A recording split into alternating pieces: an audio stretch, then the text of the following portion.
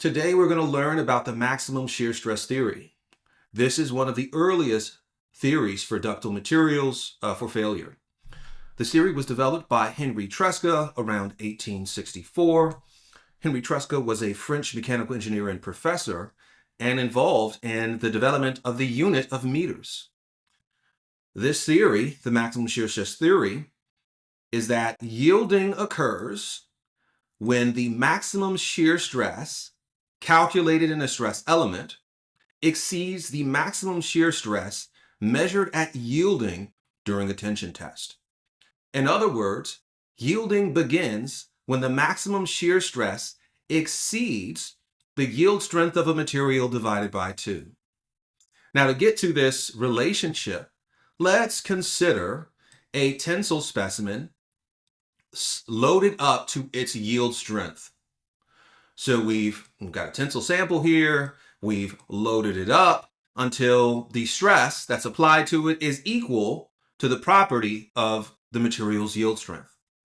The state of stress then becomes that the first principal stress is equal to the yield strength of the material, and the second and third principal stresses are equal to 0.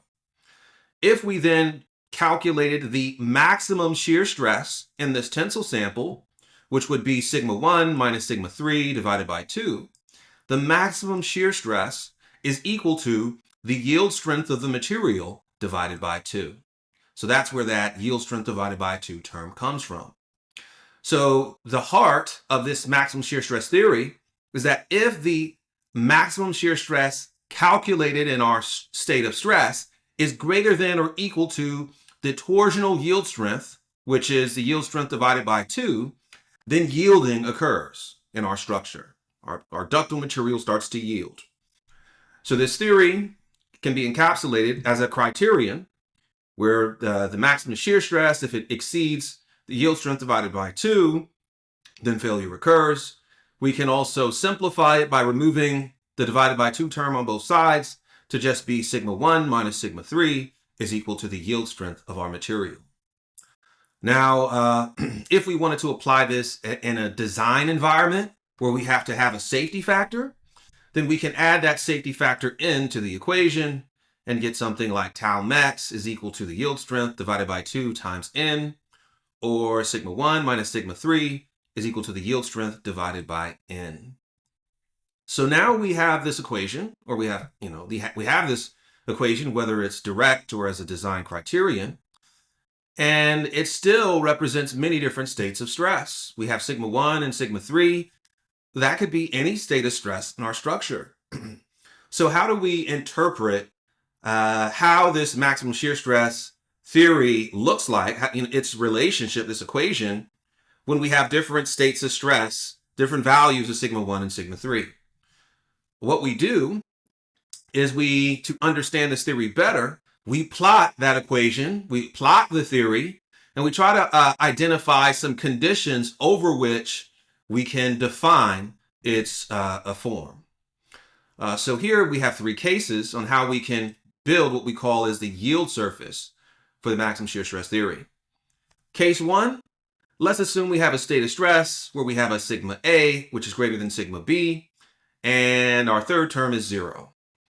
Then the first principal stress is sigma A, the third principal stress is 0, and our maximum shear stress theory simplifies to sigma A is greater than or equal to the yield strength.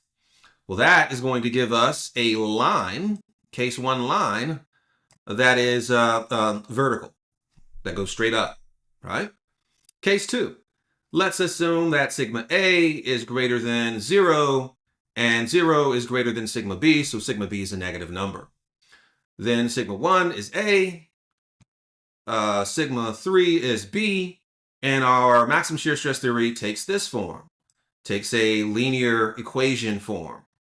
In that case, we get another line here. We get the case 2 line, which is at an angle going from sigma A to sigma B.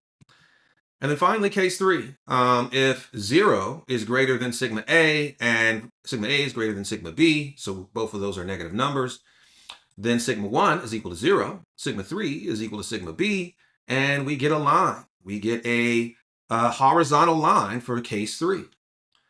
And if we then apply this symmetrically, we can encapsulate the yield surface for the maximum shear stress theory.